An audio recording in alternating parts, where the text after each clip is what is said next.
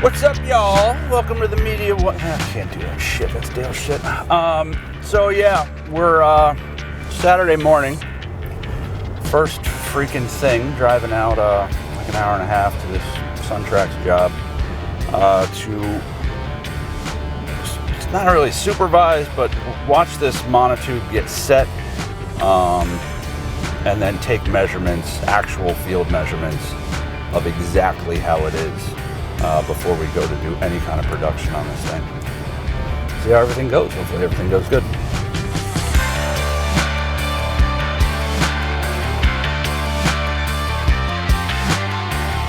So we're at the site for the portal sign, right where that crane's sitting, and there's going to be a ribbon cutting ceremony in about 5 weeks, so everybody's freaking out.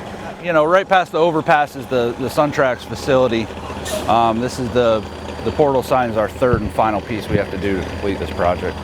So why are you out here? What do you have to make sure of? I'm just out here, you know, once they start setting the pylon pieces, the struts, I need to take measurements of the actual site, the actual footers, the actual height of the gussets. I have to verify a whole bunch of measurements before I can start building the frame pieces for the fins, the frame pieces for the arch, because the arch doesn't completely cover the footers, so I have to relief out the back of the frame on the fins, and I need accurate measurements for how wide I need to go, how tall I need to go.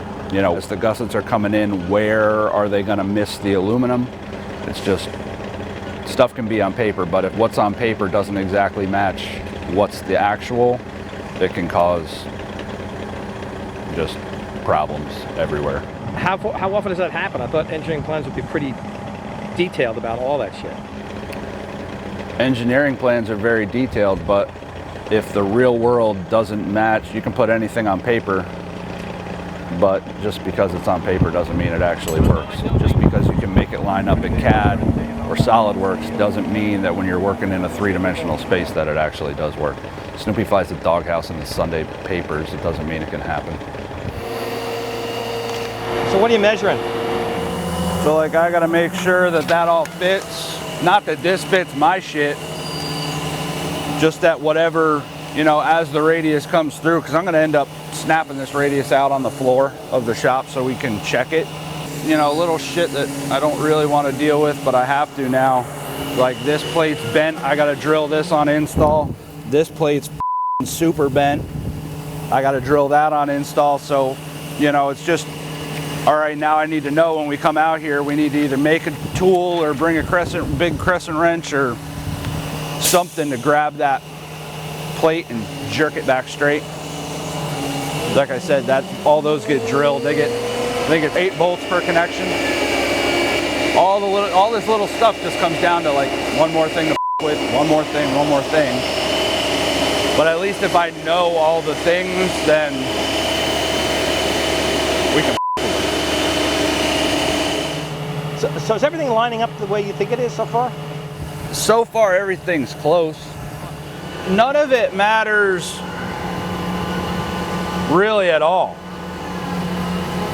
Not that it doesn't, I haven't started building it, so I can make any changes that I want. What would be a problem is if I build this thing exactly off the plans and then I come out and find that something's a ½ an inch different, you know, 40.5 to 40. That's where now you got problems, you're cutting shit apart.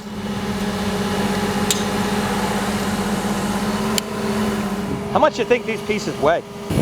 These strut pieces weigh around 4,500 pounds a piece. The pylon pieces weigh about 6,800 a piece. And the main arch going from pylon to pylon is 14,700. I have the exact weights in the truck. You know, at those tabs up on there, that section will come all the way down to that.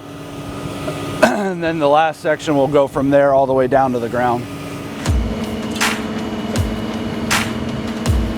So that's the arch piece. That's the piece that weighs over 14,000 pounds. And it's just going to get dropped on the 2 columns and bolted into place. That's one heavy son of a bitch.